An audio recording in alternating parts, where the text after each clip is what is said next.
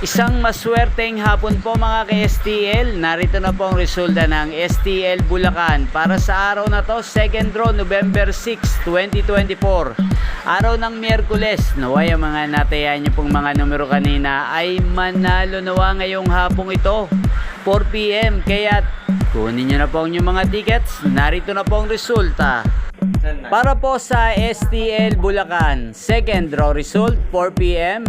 Ang mga numerong nanalo, 12 at 17 in exact order. Sa lahat po ng tumaya kanina para sa second draw ng 12 at 17, congrats po sa inyo, panalo po kayo. Again, 12 at 17 in exact order. Shoutout po natin ngayon si Kuya Pipoy. Kuya Pipoy, shoutout po sa iyo. Ingat-ingat po sa pagdadrive. Ayan. Inyo pong napanood ang resulta ng STL Bulacan sa channel na to, Roderick Hernandez TV. Maraming salamat po sa patuloy nyo pong pagsuporta sa aking channel. Huwag nyo lamang pong kalimutang mag-subscribe. Thank you for watching.